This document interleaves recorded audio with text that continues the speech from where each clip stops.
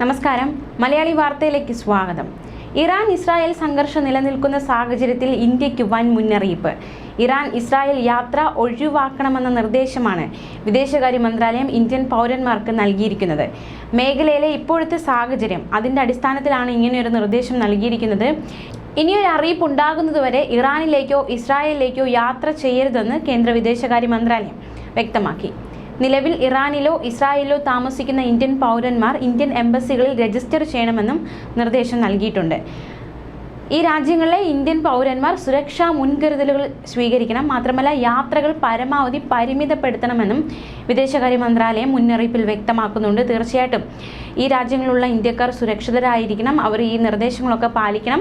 മാത്രമല്ല, ഈ രാജ്യങ്ങളിലേക്ക് പോകാൻ ആഗ്രഹിക്കുന്ന തൽക്കാലത്തേക്ക് ഒരു അറിയിപ്പ് ഉണ്ടാകുന്നത് വരെ അങ്ങോട്ട് പോകരുത് എന്നാണ് ഇന്ത്യൻ വിദേശകാര്യ മന്ത്രാലയം ഇപ്പോൾ വ്യക്തമാക്കിയിരിക്കുന്നത്. നിലവിലെ സാഹചര്യമൊക്കെ നമുക്കറിയാവുന്നതാണ്. ഈ ഒരു സാഹചര്യത്തിൽ തീർച്ചയായിട്ടും വിദേശകാര്യ മന്ത്രാലയത്തിൻ്റെ ഈ ഒരു മുന്നറിയിപ്പ് കണക്കിലെടുത്ത് അതിനനുസരിച്ച് പെരുമാറുക തന്നെ വേണം.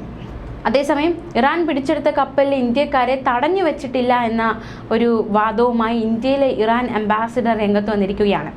നിലവിൽ പേർഷ്യൻ കടലിലെ കാലാവസ്ഥ മോശമാണ്. അതുകൊണ്ട് കപ്പലിന് തുറമുഖത്ത് നങ്കൂരമിടാൻ കഴിഞ്ഞിട്ടില്ല. കാലാവസ്ഥാ പ്രശ്നം തീർന്ന് കപ്പൽ നങ്കൂരമിട്ടാൽ ഇന്ത്യക്കാരെ നാട്ടിലേക്ക് മടക്കി അയക്കാൻ നടപടി തുടങ്ങുമെന്നും അംബാസിഡർ വ്യക്തമാക്കി. കപ്പലിലെ ഇന്ത്യക്കാരുമായി എംബസി അധികൃതരുടെ കൂടിക്കാഴ്ച ഇന്ന് നടക്കുമെന്നാണ് നിഗമനം. ജീവനക്കാരുമായി കൂടിക്കാഴ്ചയ്ക്ക് ശേഷം മോചനം സംബന്ധിച്ച വിഷയത്തിൽ ഒരു ക്ലാരിറ്റി വരും.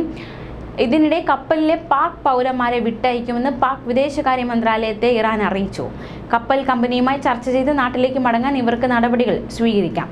4 ഫിലിപ്പീൻസ് പൗരന്മാരെയും ഉടൻ മോചിപ്പിക്കുമെന്നും ഇതിനായി നടപടികൾ തുടങ്ങിയെന്നും ഇറാൻ അറിയിച്ചതായി ഫിലിപ്പീൻസ് സർക്കാരിനെ ഉദ്ധരിച്ച് റിപ്പോർട്ടുകൾ പുറത്തുവരികയാണ്. അതേസമയം അമേരിക്ക നടുക്കുന്ന ഒരു നീക്കം നടത്തിയിരിക്കുകയാണ്. ഇറാന് മേൽ പുതിയ ഉപരോധം ഏർപ്പെടുത്തുമെന്ന് അമേരിക്ക അറിയിച്ചു. ഇറാന്റെ ഇസ്രായേൽ ആക്രമണത്തിന് പിന്നാലെയാണ് ഇത്തരത്തിലൊരു അറിയിപ്പ് അമേരിക്ക നൽകിയിരിക്കുന്നത്. വൈറ്റ് ഹൗസിലെ ദേശീയ സുരക്ഷാ ഉപദേഷ്ടാവ് ജാക്ക് സള്ളിവനാണ് ഉപരോധം ഏർപ്പെടുത്തുന്നത് സംബന്ധിച്ച പ്രസ്താവന നടത്തിയത്. ഇറാന്റെ മിസൈൽ ഡ്രോൺ പദ്ധതികൾ, ഇസ്ലാമിക് റവല്യൂഷണറി ഗാർഡ് പ്രതിരോധ മന്ത്രാലയം എന്നിവയ്ക്ക് മേലെയാകും US പുതിയ ഉപരോധം ഏർപ്പെടുത്തുന്നത്.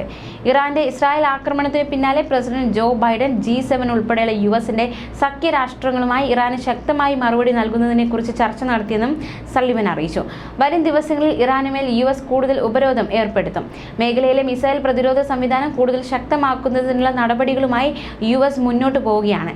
മിസൈൽ ആക്രമണങ്ങൾ സംബന്ധിച്ച് നേരത്തെ തന്നെ മുന്നറിയിപ്പ് നൽകുന്ന സംവിധാനവും മെച്ചപ്പെടുത്തുമെന്നും ജാക്ക് സള്ളിവൻ വ്യക്തമാക്കി.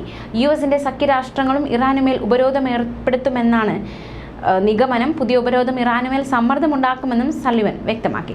കഴിഞ്ഞ 3 വർഷത്തിനിടെ ഇറാനിലെ 600ഓളം വ്യക്തികൾക്കെതിരെയും സ്ഥാപനങ്ങൾക്കെതിരെയും US ഉപരോധം ഏർപ്പെടുത്തിയിട്ടുണ്ട്. സഖ്യരാജ്യങ്ങളുമായി ചേർന്ന് നടപടികൾ സ്വീകരിക്കാൻ തങ്ങൾക്ക് മടിയില്ല എന്നും സള്ളിവൻ വ്യക്തമാക്കി. ന്യൂസ് ഡെസ്ക്, മലയാളി വാർത്ത.